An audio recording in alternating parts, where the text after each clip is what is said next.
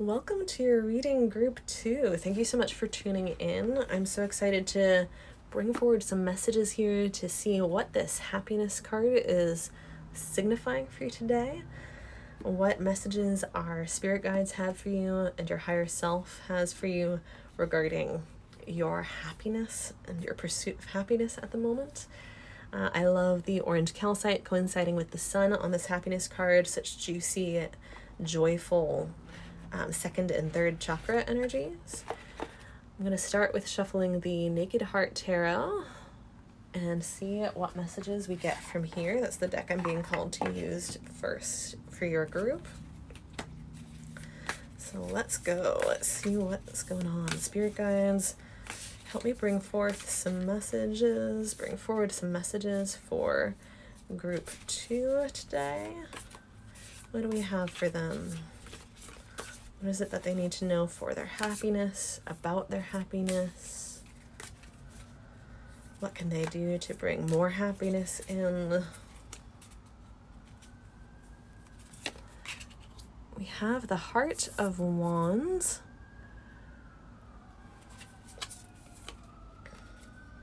And the Four of Pentacles. I'm actually being told not to read reversals for this group or this deck right now. And I need to shuffle a little more before I get more out.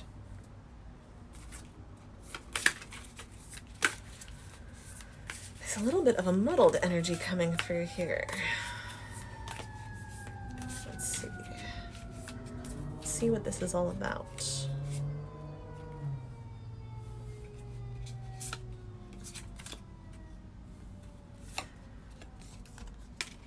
The Ten of Swords. Okay, that's so funny because that actually came out when I was starting to hit the muddled energy. And I was like, wait a second, I'm not sure if this feels right. So clearly it is. And I think it actually has to do with that muddled energy. The Hermit. Okay. And I'm being guided to get one more from this deck. So let's make room.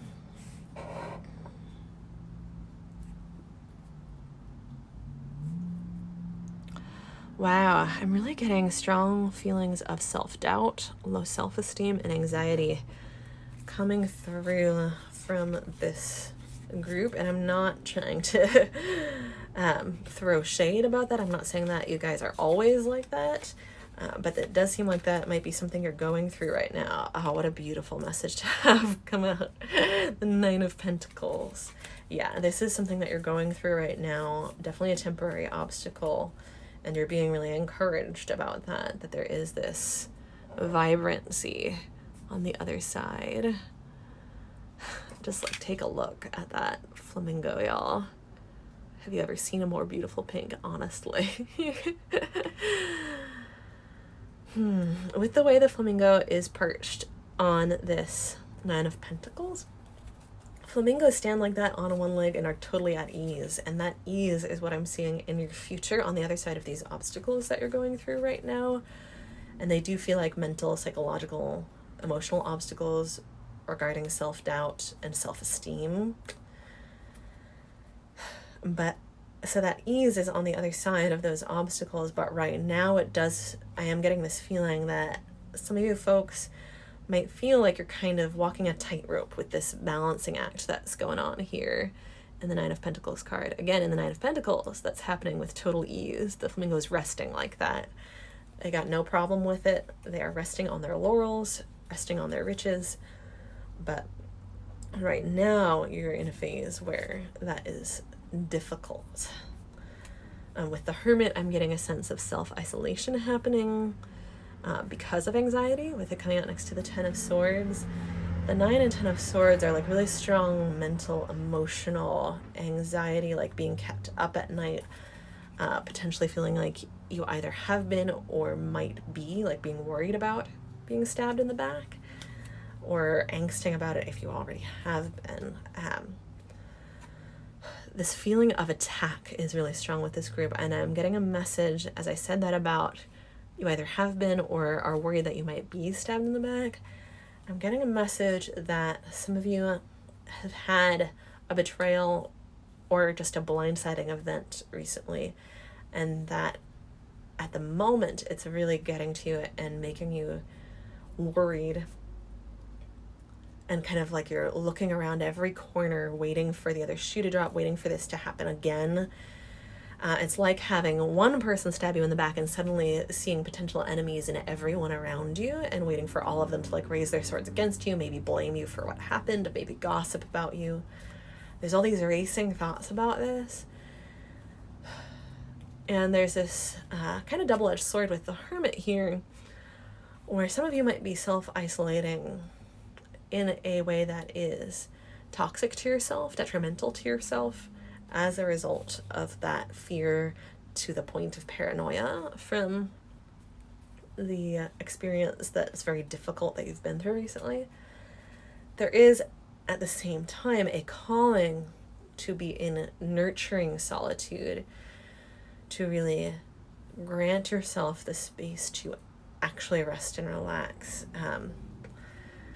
such as, you know, going away to these mountains. There's a key here with the owl, and there is a key in using solitude not to avoid and not to ruminate, but to actually go within and bring healing to the experience that did actually happen, so that that experience where it was unresolved can stop being an overlay over every other person you interact with. Because that's not the truth, group 2. It's not. And seeing that in every experience that you have is going to prevent you from being able to really accurately and clearly discern when your guard does actually need to be up and who you can actually let in. So, and not to mention, it's just plain exhausting. It's just not sustainable. I can tell you guys are feeling it already. The Ten of Swords is a card of exhaustion. Fortunately, it's also the end of the cycle where the swords are ready to fall out of the back. The back can then be healed. You can start fresh with the Page of Swords after that, have new thoughts coming in. So there is a calling to, and I just noticed, I was talking about the swords falling out of the back. The Hermit has a shell protecting the back. So there is a calling to take the time to really give yourself permission to go inward and protect yourself. And whether it is literally taking a vacation or it is more refreshing your home environment and giving yourself whatever change of pace it is internally and at home to feel refreshed mentally, as if you went to a crisp mountaintop for fresh snowy air, you know, and just bringing in like a fresh breeze to your mental space to sweep and clear away the fearful fretting and worrying. Bring in genuine healing, like a salve to those wounds on the back. In fact, I'm really being called actually to bring some of that healing energy through energetically to you folks. So I'm going to be doing my best to do that through my voice and my presence with the rest of the reading. And I hope that it is palpable to you. That is truly an intention I am setting. And I do know that that energy healing is real and absolutely does occur over a distance.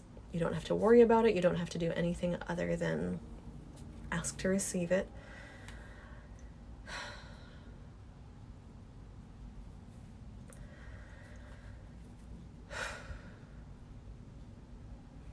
And that vacation-like fresh breeze to blow out the fear and the overthinking can be as simple as a one night off where you actually let yourself rest instead of sitting at home lying up at night worrying.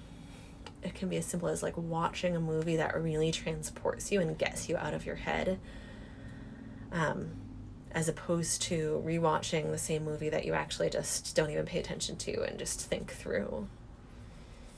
As something that inspires you and uplifts you. The mountaintops aren't just a vacation destination that's just simply away from home. They do also have that cleaner air like I was referring to before, but also they're up high. They give you a view of the bigger picture, the bird's eye view with the owl here. And that bird's eye view, that bigger picture, is the key. that this owl is bringing to you, delivering to you. And I hope that this reading can be a vessel that brings it to you without you even having to leave your shell or leave the ground. And that slow and steady pace of the tortoise, actually allowing yourself that night off to rest instead of keep pushing, is what's going to allow you to receive the key of that bird's eye view, that bigger picture, that ability to zoom out. When we're in fight or flight mode, when we're frantic, that makes it very challenging for our nervous system to zoom out. It even literally makes our peripheral vision weaker, and in terms of our literal physical sight. So that just giving yourself a break, give yourself a distraction, and that allows the nervous system to relax and be soothed. You might have a specific hobby that really soothes your nervous system. Maybe you've been trying to force yourself to meditate recently, but you haven't been giving yourself time to paint or go play frisbee, or whatever hobby it is that you have that kind of takes you off your screens and your social medias and your emails into nature or into your creativity. Or like I said, like just watching a movie where you actually get an inspiring story that reminds you that, hey, there are actually other stories besides the dramatic one that I've just lived. There are other people and other mindsets besides the ones I've been stuck around and stuck in. That's one of the beautiful things about fiction, in my opinion. I love that. I use it very therapeutically myself, and that is very different than using it avoidantly in my experience, and can really help, for me personally, soothe the nervous system and unlock that bigger picture where I start to see my own life as in context, like a story, like a movie, and see this chapter of my life in context as just one story, one chapter, one subsection of a chapter within this much, much bigger tapestry that is being weaved, being woven. Yeah, I'm really feeling the calming energy coming through from our divine and angelic guides. They are walking with you, and they want you to know that, and they want you to feel that in this reading. There's a sense of warmth and peace that they are starting to channel through me, that will serve as the balm to these wounded parts of yourself. Thank you so much, spirit guides, angels, divine beings, for bringing that through in this reading and allowing me to be a vessel and a conduit for that. It means more to me than I can say, and I truly appreciate, spirit guides, you helping me bring this healing to the people who need to receive it. Let's take a look now at the Four of Pentacles and the Heart of Wands to see how they fit into this message. With the Pentacles, the Four of Pentacles in the guidebook for the Naked Heart Tarot, this guidebook likes to use first person quite a bit, and so their message, their keywords for the Four of Pentacles are stability, earned gain, and attachment. And their message for the Four of Pentacles is, I earned the rewards of stability. My confidence remains strong when I am clear about my goals. I also recognize that it is equally important for me to enjoy the journey of reaching them. I am conscious that attachment to the end goal can cause unnecessary suffering along the way. So I continue to remain balanced between excess and neglect.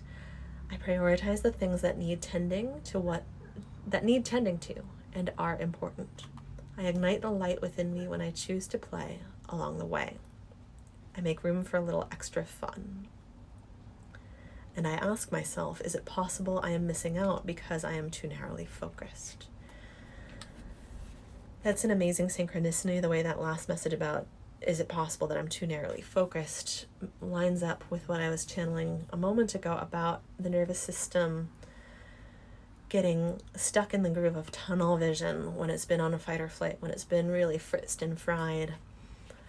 So the Four of Pentacles the message in this guidebook does clarify that for some of you, there's been like a ton of stress and just go, go, go, hustle energy, and that's why you're at this point of burnout. And that's why you need a break, a real reboot to really let your system shut down, get a good night's sleep, maybe several. If you can get away, take some time off. This is definitely encouragement to at least consider doing that, even if it's just a weekend. I know that's not feasible for everyone at every moment of life.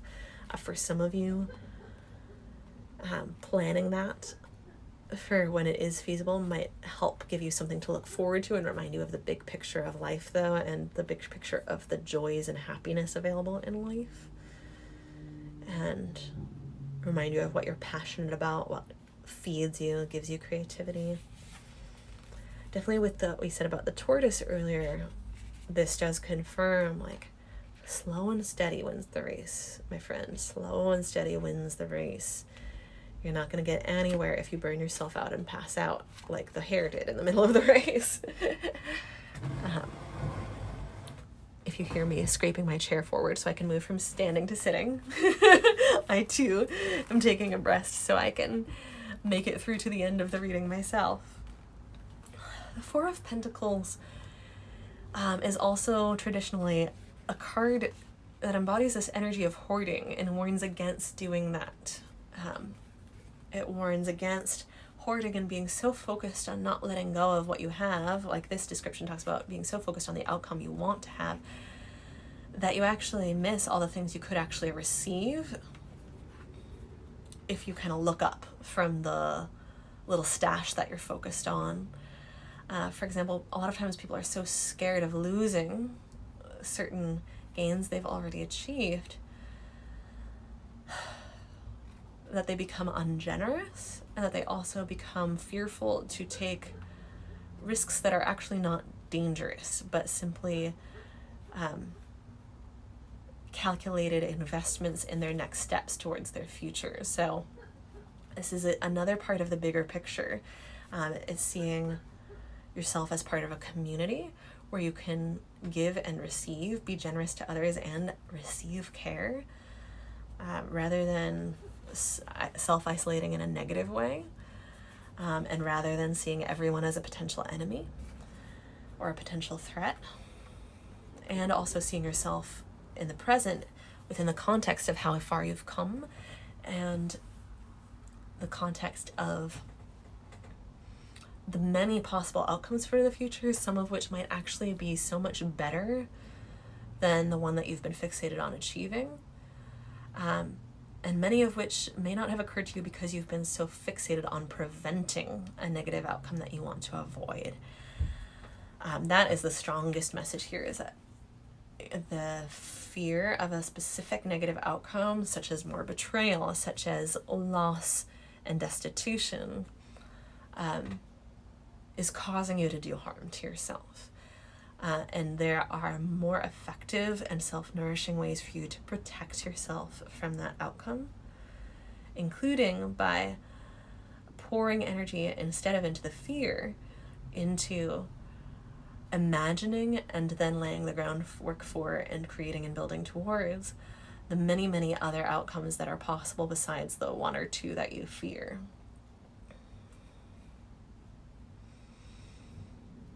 And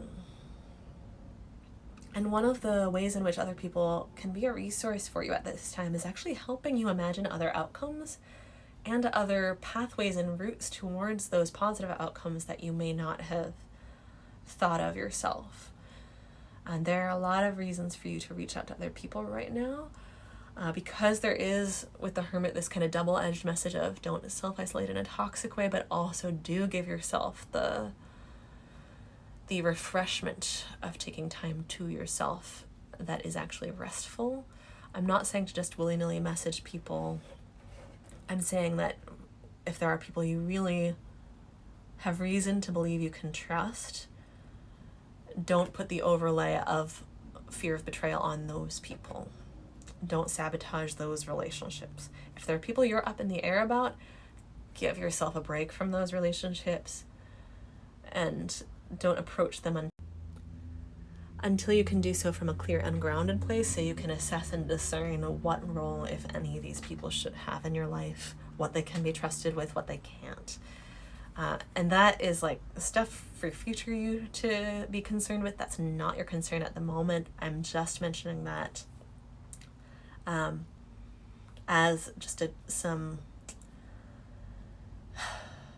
small tips in terms of if you're confused about whether to take time for yourself or try to reach out to other people more right now, just some tips in that vein, because that could potentially be an area where you're feeling overwhelmed right now, but also worried about being depleted if you self-isolate. And those are both valid concerns. Take time to yourself so you're no longer overwhelmed, and also with the people you really know you can trust, do not be afraid to ask them for support, and do not be afraid to reach out to spirit for support. That's what we're here for. Your spirit guides are saying, this is what we're here for. Let us heal you. Sometimes that fearful energy can even throw up an energetic wall, not only to physical people, but to some spirit guides that really do need your consent to actually help you and nourish you and heal you energetically. So do not be afraid to reach out to them, call on them for support, pray to them, however it is that you speak to and interact with spirit. To really welcome the support of truly benevolent forces that can be trusted into your heart. Speaking of, I did this in group 1 too, where I had an unintentional segue that was weirdly perfect. Speaking of heart, time for us to look at interpreting the Heart of Wands and its role in the context of your reading. The Heart of Wands in this deck is analogous to the Queen of Wands, and is correlated with the sign of Aries. So you might be an Aries, or you might have an Aries in your life who is one of those trusted people that you can reach out to. The affirmation style message, like we had for the Four of Pentacles here for the Queen of Wands, is I am the heart of my energy. This is from the guidebook for the Naked Heart Tarot. I am the heart of my energy. I am being asked to get in touch with how my energy resides within and without. I am being asked to move past energetic blocks and release energetic patterns that no longer serve me. And this does remind me, there was a mention about igniting the light within yourself in the Four of Pentacles description in this guidebook. And that said, I ignite the light within me when I choose to play along the way. And we were talking about burnout, and it is really crucial for you at this time to take some space to really rest and recuperate, get distance physically and mentally from people, places, things, and thoughts that act like a vicious wind against the flame inside you, so that your candle within you can be restored to a blazing hearth. Wands are the element of fire in the tarot, and the Queen of Wands, the Heart of Wands, does have that hearth within the heart energy that lights up a room, that radiant energy. The Queen of Wands is often considered a very popular person, and that is because of that radiance. This is not someone who is popular just for show or because of superficial things. It's because they light up the room. They light up the people that are around them. And we mentioned that energy of self-doubt as well as anxiety at the beginning of the reading. You may not see, group 2, you may not see how strong your natural light is. Other people do. In some of your cases, that is why there was a betrayal or a backstabbing or a blindsiding, was because of the ways that someone wanted to pull you down off your pedestal or take advantage of you, take you down a peg, something like that. You didn't deserve that. And some of you, I'm getting a message from spirit guides that some of you are also beating yourself up for how you reacted to someone. And you know that reaction, if that's you, you know that reaction was not your best self. And there's a message for those of you that applies to. And for some of you that connects to the Four of Pentacles, where you reacted in an ungenerous way, like we were talking about there. But there's a message from your spirit guides of this deep, deep reassurance and comfort and solace that that does not define you, that action. We all have spur of the moment reactions that we're not proud of sometimes, and how you move forward from here is going to be how you define yourself. That action or reaction does not define you. In some of your cases, you actually don't even have to let it define your relationship with that person. It does depend, if that person was mistreating you and you reacted in a way that you wish you didn't, then obviously you don't have to let them back into your life right now and shouldn't. But if there is a friendship you want to salvage there, it may very well be possible to approach that person once you've restored yourself a little bit from a place of authentic caring, and to make amends and pour back into that relationship and reach a place where you two once again become people who pour into each other and have that protection against other people in the world who might want to dim both of your lights. For some of you, there is very much another person involved in this situation who is actually on your side and who you can continue to have on your side rather than abandoning the relationship. For others of you, that may not be the case, but you may still be struggling with seeing your own light, seeing your own worth, and grounding in being able to really tap into, access, and trust your gut feeling. So my prayer for you, group 2, is for you to not only right now take a break so that you can come out of that tunnel vision mode, see and feel clearly, and have a soothed and regulated nervous system, but establish a regular habit of doing that. Establish regular habits that nourish you and soothe your nervous system. Could just be literally 1 minute of breathing exercises at breakfast, lunch, and dinner. That's a great start. But it could also be, painting like we talked about earlier, dancing, going out into nature, playing games with your family, having a game night with friends every week with those people that are in your circle. Especially if you feel like you have started to distance yourself from them because of this fear and distrust, or fear of gossip, fear that their opinion of you changed after a situation that you went through. There is an opportunity for some of you here to reconnect with a group of people or 1 or 2 other people and actually have that become established as a habit where you actually initiate a gathering that becomes like a weekly or every other week thing that this group of people or pair or trio of people does, and that is very nourishing for all of you. Regardless of which specific group dynamics apply to your situation, of the sort of menu of group dynamics we've listed here, your light is untarnished and untarnishable.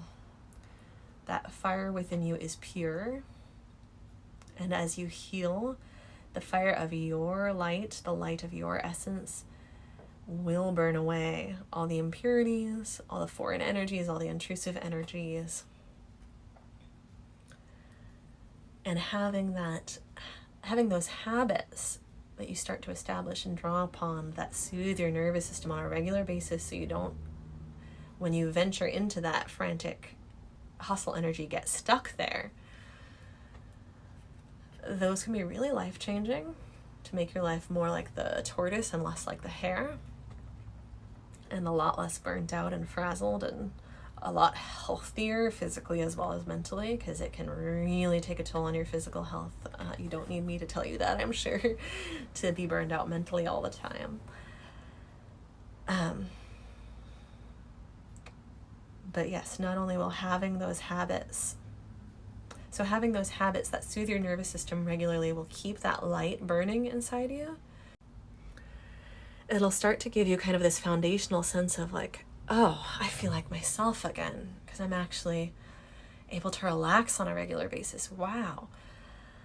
And if there are things that are inhibiting you from being able to relax on a regular basis, making habits that soothe your nervous system and kind of clear that frazzled fog from your vision will illuminate those things very clearly. is a certain relationship with work getting in the way? Is there a certain toxic person that just isn't working for you anymore? Is there a workplace that's not working for you anymore?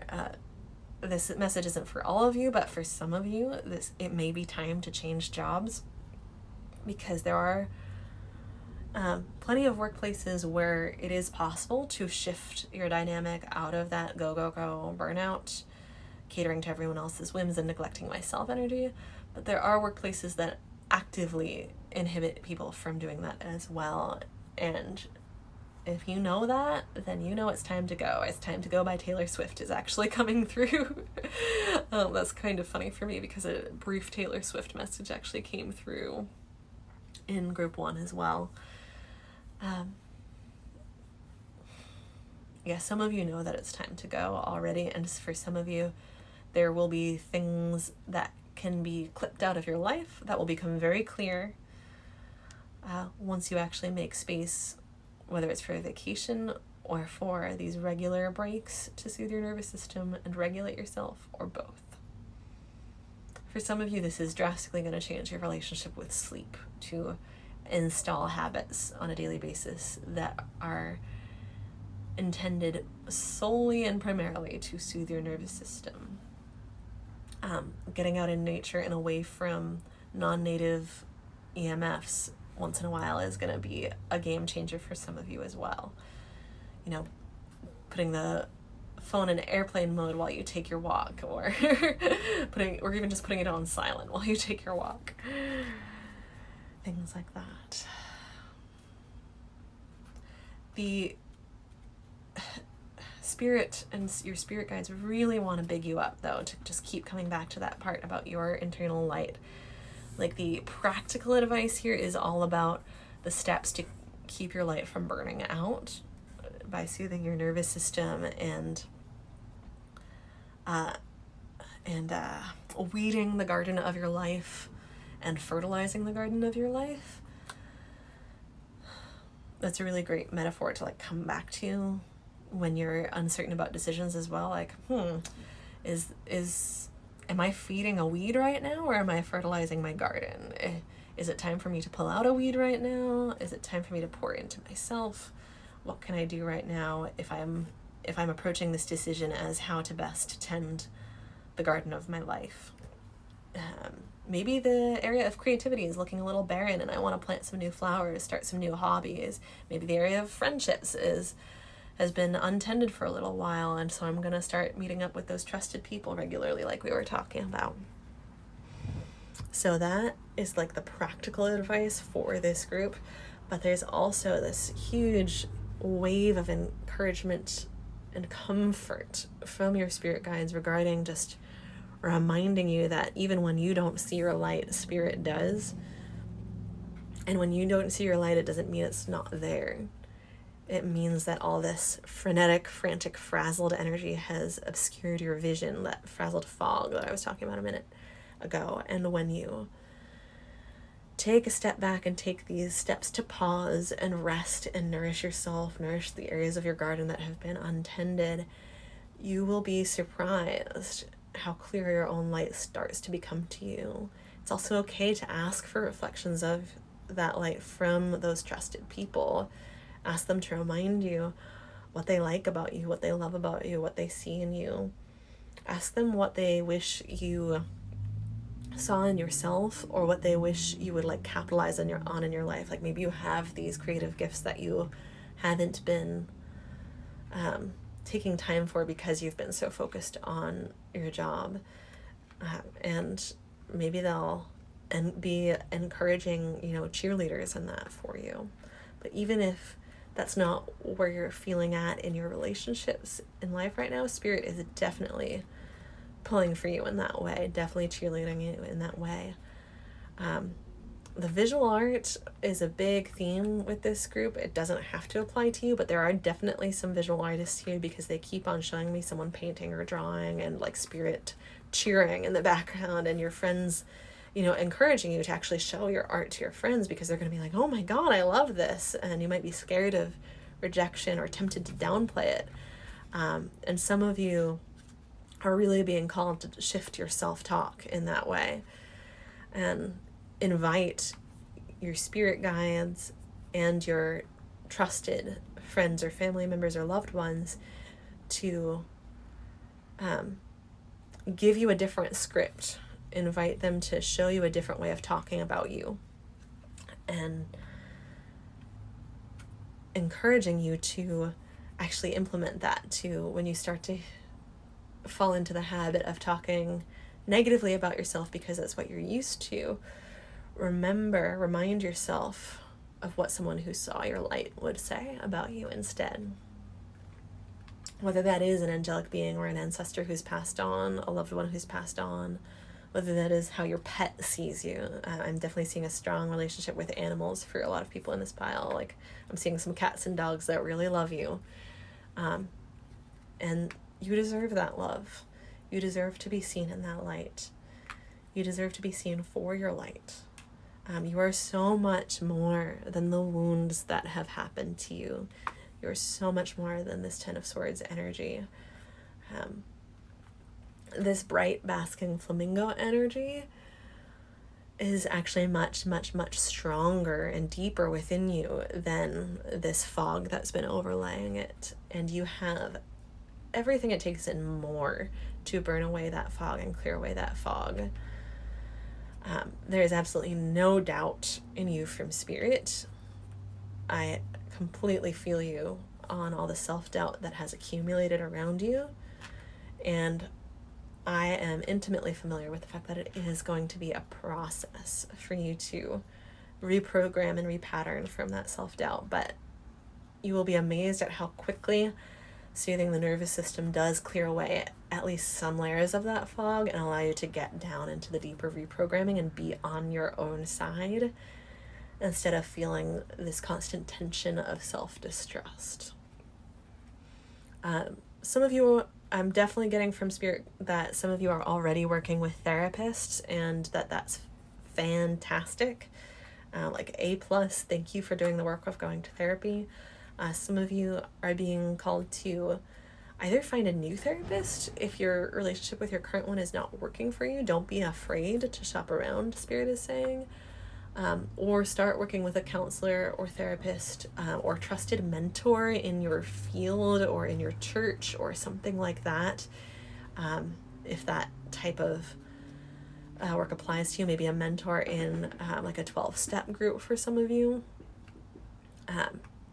That self-forgiveness and like making amends is such a big theme here that I would not be shocked if some 12-step work is being embarked on by some people in this group, and I applaud you for doing that internal work if that applies to you. And for some of you, it's actually finding a support group.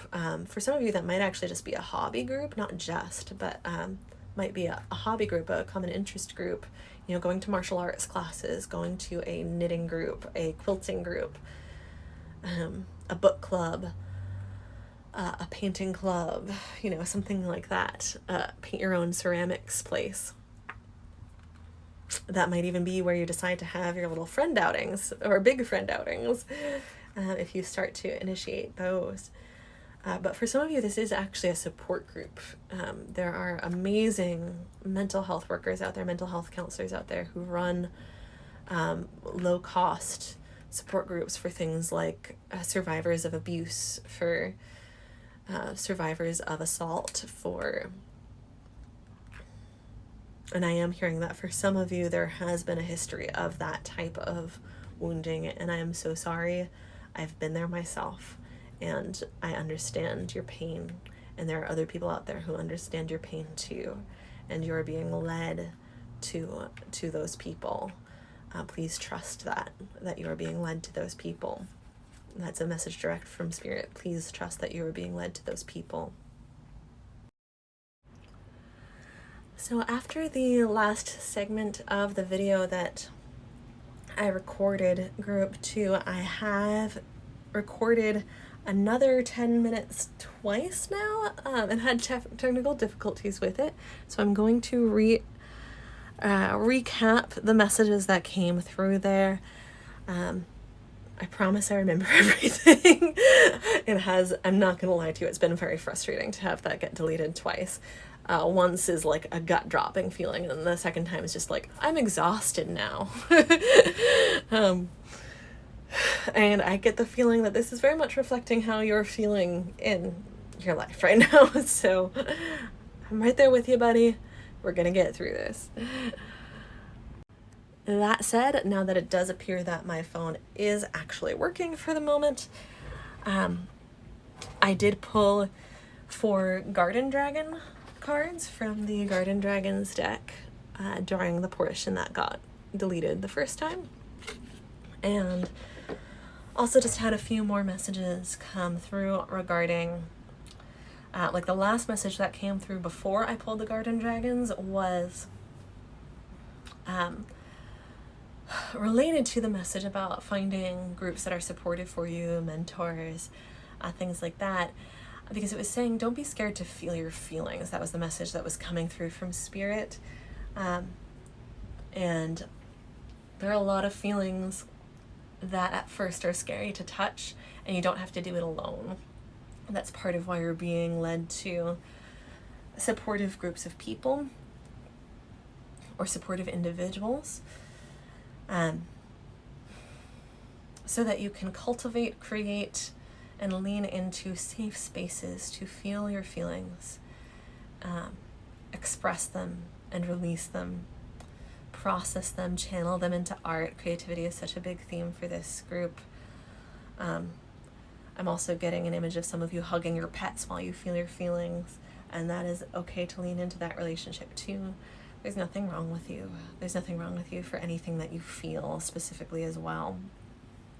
And the more you cultivate these habits and patterns of slowing down, pausing, taking breaks, regularly soothing your nervous system and regulating your nervous system, the more capacity you're going to develop also to dive into your feelings on your own as well. As humans, as a group species, the need for other people is never going to go away, and I'm not encouraging that mindset. I'm simply adding that you will notice your strength in that capacity increasing. The more you experience emotional support from other people, and the experiencing of it being safe to go into your emotions in that context of, with a counselor, with another person, with a friend, with a support group, the more you'll experience that, oh, it is actually safe for me to go into these feelings when I'm on my own too. Okay. And that does increase your resilience for life. And that message does relate to the Strength card as well. Mostly I see this Strength card because it is just so luscious and vibrant and radiant. Mostly I see it as a affirmation from your spirit guides of, look how just healthy and grounded and vibrantly nourished you can become as you put in, with the asparagus dragon, the consistency to develop these habits of tending to your garden. I only just put together that I was called to the Garden Dragons deck, and that I've been using this metaphor throughout your reading of tending to the garden of your life. Look how tending to the garden of your life can pay off in strength and vibrance and everything. And so this card, the Asparagus Dragon, is calling you to be consistent in setting up these habits. Some of them are going to be big, some of them are going to be small, but consistency is all that matters. Like I said, even if it's 1 minute breakfast, lunch, and dinner, even if it is just remembering to actually make space for breakfast, lunch, and dinner at first, that is huge for some people. Consistency is also a green flag to look for in other people. We talked about having some fearfulness around discerning who's good for you and who is not so great for you to have around.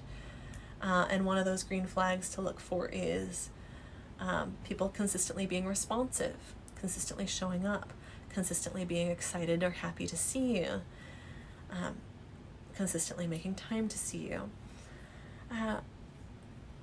We don't expect people in this day and age to be 24/7 available, but we do require that people be consistent and reliable. That's a criterion for trust. Trust is defined, to trust someone is defined as to be able to rely on them to take your best interests into account, into consideration. So we want consistent consideration from people. We value that, we prioritize that. And when you show up for other people that way as well, and create those and cultivate those mutual reciprocal relationships, that's such an important part of our garden as humans. And the rewards are just bountiful and amazing with the orange dragon here. Like those types of relationships, just absolutely, you reap 10 times what you sow with those relationships. There is discomfort, uncomfortable moments when you are cultivating authentic relationships. There are uncomfortable moments where you have to navigate how to make amends after a conflict or how to stand up for yourself.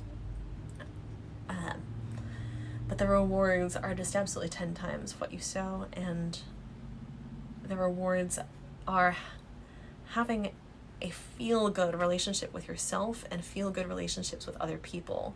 Because when you put in that effort and you are being met by people who are also putting in that consistency, you can create a relationship that is overall a really feel-good place to land, even though there are these moments of, construction and maintenance where you two are tending to the garden of the relationship together, and there is work or discomfort or pain to be waded through. And part of that feel-goodness is really being reflected by the orange in the orange dragon, the orange calcite, and the happiness card, relating to the second chakra. That second chakra has to do with intimacy in the sense of sensuality, but also in the sense of emotions, cultivating a relationship of intimacy with your own emotional self, and an authentic, emotionally safe, feel-good relationship with others as well, where there is emotional intimacy and safety. You have everything it takes and more to cultivate those relationships with yourself and others. I no longer remember whether this was in the part that got cut out or not, but if I'm repeating myself, it bears repeating. You are worthy and capable of those relationships with yourself and with others. You are worthy and capable of cultivating thoughts and spaces and relationships where there is safety and mutual respect and internal self-respect and self-confidence. You absolutely do have the capacity and the capability and everything it takes to have those things in your life and to have that internal harmony. And there is work to be put in along the way. And sometimes that work doesn't feel good, but there is this encouragement of, you will get to a point where even the work feels better than, feels better more than it feels bad, if that makes sense. The better it gets, the better it gets is one of the favorite sayings of one of my favorite spiritual teachers, because of the way the momentum and the dividends keep just paying off and accruing and accumulating and snowballing in this beautiful way. With this type of work. And lastly, with the gratitude card, there is, and this goes along with the strength and the rewards as well. Look at how far you've come. Show yourself gratitude for continuing to show up and making it through everything you've made it through. Show yourself gratitude for leaving behind the things that needed to be left behind. And when you feel gratitude for the people in your life, be generous in your expressions of your positive feelings towards both yourself and others. There's no such thing as too much enthusiasm for yourself and for other people when it is genuine, when it is heartfelt. Give people their flowers while they're here. That includes you, that includes other people. Don't wait, don't hold back. When you feel gratitude for people, express it, show it, verbalize it, and act upon your gratitude for yourself. Celebrate every little thing, every little accomplishment, every little task done, every little bit of progress. And gratitude, there's been a big theme of creativity in this group as well. And that's actually part of the feel-good relationship message that I forgot to reiterate just a second ago. So let me go back to that and then come back to this aspect of the gratitude, because it will all connect. Cultivating a feel-good relationship with your creative pursuits is actually a huge message for you folks, because with this type of energy that I've been getting from this group of having at times gotten mired or stuck or stagnant in self-isolating, self-doubt, self-flagellation, self-punishment, anxiety, self-questioning, self-criticism, that perfectionistic relationship with your art needs to go. The point of your art is not to become quote unquote good enough for some sort of invisible standard that doesn't even exist. And the more you dive into like those areas of inner work and support groups and healing relationships, and healing the wounds that are underneath the negative thoughts and the stressed out nervous system, the easier it will be to repattern this as well, because it is those deeper woundings that this perfectionistic relationship with creativity comes from. And you can also work on it directly with your creative passion, where you start to engage with it in ways and in venues and in practices that are purely playful, about getting messy and exploring and cultivating an exploratory and experimental relationship with yourself. That's about like innovation and what can we play with today and how can we make this fun? What game are we going to make out of this today? How can I explore myself in a way that is safe and fun and creative and playful, rather than exploring myself always being like this drudgery or this, scary, like kind of a looming thing. It's not this looming thing. You're just a person. There are thoughts and worries and fears here that might seem like these demons, these villains that are larger than life and looming to crush you when you try to tentatively explore this terrain. But that's just not going to be the reality when you actually start to explore the terrain. You might have these moments where you face this discomfort and face this, like I talked about before with feeling your feelings, face a feeling that seems like it might consume you, but you'll always come out the other side. And when it comes to working directly with your creativity, you can just play with your inner child. You don't have to make it more complicated than that. You can just, pick up the finger paints, the crayon, the paintbrush, the notebook, open the Word document, open the whatever software you work with, whatever tools you work with, go to that pottery place, that pottery painting place, pick up a craft like making friendship bracelets or cross stitch or macrame. Maybe your older relative can teach you to crochet. These can be ways that you can lean into your relationships as well, where there's the possibility of learning a craft from someone or teaching a craft to someone else and kind of seeing it through new beginner eyes, through even childlike eyes, if you are teaching it maybe to a younger person, a younger classmate, or a cousin, a nephew, a niece, something like this. But regardless of all those possibilities,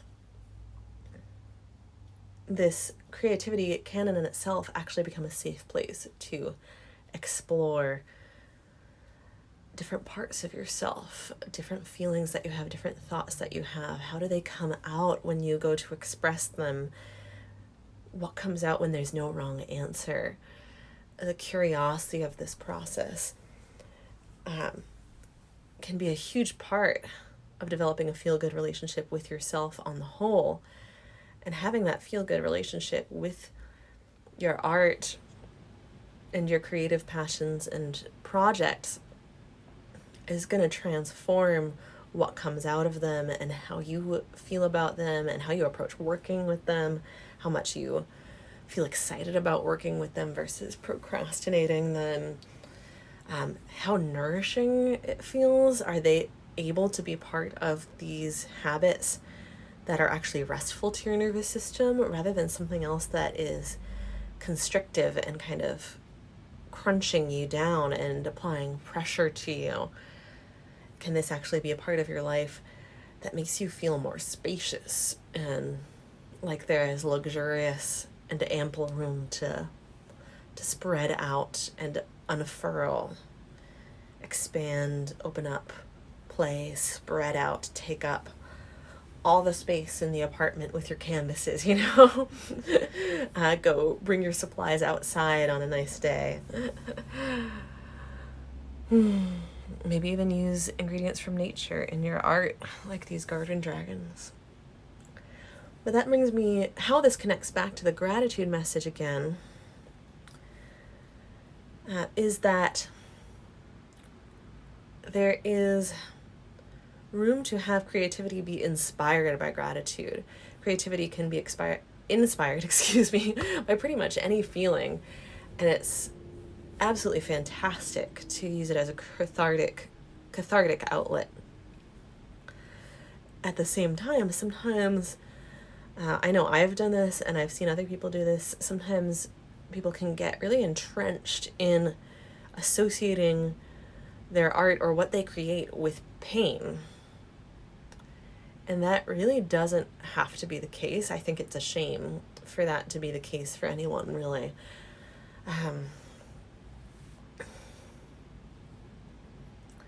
Someone's art, the music they listen to, the music they create, the things they paint, it doesn't have to just be about excavating pain.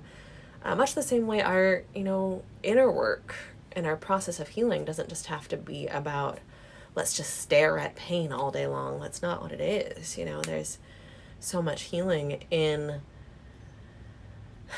doing both, going to both ends of the spectrum, exploring the areas that are uncomfortable and challenging and painful, to learn all that we can by approaching them with curiosity and kindness and gentleness, and to feel the comfort and healing and peace that comes from bringing gentleness to these parts of us that are in pain and maybe haven't been treated kindly before.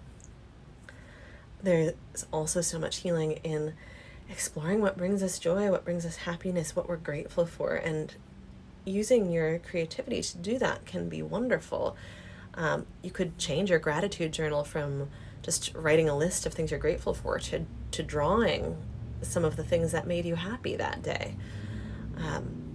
Or you could have a writing prompt that's fictional, that's based on or inspired by something that brought you joy or what you're grateful for this week. Things like that. You can actually, when you're facing some sort of creative uncertainty or block, instead of dwelling on what should I do, what's the right thing for me to make right now, what pain do I need to excavate, you could turn to what would bring me joy and peace to make right now, to explore with art right now.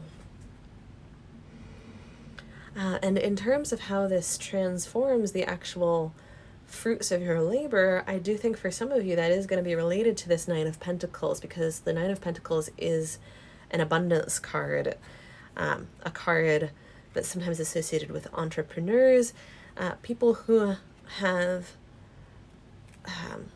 financial independence, and perhaps that doesn't necessarily mean they've achieved that independence, or that self-sustaining quality necessarily all by their lonesome, right? Like, you can absolutely collaborate with people.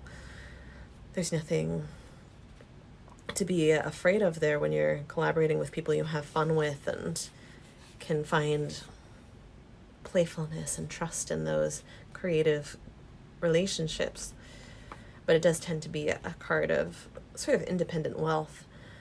I'm going to read the Nine of Pentacles description from the Naked Heart guidebook. It says, it has the keywords accomplishment, independence, and prosperity. And it says in its affirmation message, I have worked hard for my achievements and accomplishments. I am worthy of abundance, both spiritually and physically. When I take pride in what I have accomplished, I can bask in the paradise I have created and the luxuries life has to offer. I am worthy of it all. I am proud of who I am and what I have to offer. I generously give my guidance to those who are working hard to achieve prosperity too. What I have to offer holds a lot of value. There's a playful message from what this guidebook is calling the Flamingo Familiar. It says, time to strut your stuff and show yourself off. And when it has a question to grow on, and it says, is it possible that self-doubt leads to dissatisfaction? Is it possible that self-doubt leads to dissatisfaction? Sorry, I'm stuttering, y'all. It's been a long night. But I am actually kind of in awe of how well this card is tying together all of the messages. It has, I generously give my guidance to those who are working hard to achieve prosperity too, which relates to the generosity theme from the Four of Pentacles and the Queen of Wands. We talked about that generosity quite a bit. It has the self-doubt journey into self-worth, the taking pride in how far you've come and being grateful for yourself and creating spaciousness and luxuriousness in your internal and external relationships. You know, in addition to the potential for material abundance from pursuing things you're truly passionate about and therefore can really go the distance in, it's really worth cherishing the abundance, the feeling of wealth that comes from journeying, traversing the distance from self-doubt to self-worth and creating that sense of spaciousness and luxury, the space to relax. And like I said before, that expansiveness, knowing that you have room to spread out and grow and unfurl, and that you can appreciate and have awe for all the parts of yourself, no matter what shape they take, and be excited to meet them as they arise. Cultivating and developing this type of relationship with yourself is absolutely a type of wealth that money cannot buy. And that's not diminishing the value of material abundance and financial freedom. And I do think it's worth noting that for some of you, there may be an element of actually teaching perhaps what you've learned on your psychological journey, or perhaps even more likely, your creative skills. And there may actually be a living to be made, and with joy, by connecting with other people in that way. And it may not be what you choose to do for your career. That may be a way that you give back just once in a while by holding a workshop or volunteering to teach art to kids in your community or something like that. But these are ways that you can create your own abundance and share it with others, both in terms of an abundance of love and joy and happiness in your life, an abundance of color, brightness, life, vitality, vividness, energy, and also in that material realm. Thank you so much for tuning in for these messages today, Group 2. I am incredibly excited for you to keep going through this part of your journey and reach the light at the end of the tunnel that you are in right now. This sunshine of happiness and the birds flying on the other side of the clouds. So Thank you for putting in the effort to meet yourself where you're at and grow from there. I truly wish you the best on this journey, and I hope you have an amazing week full of happy surprises. Take good care.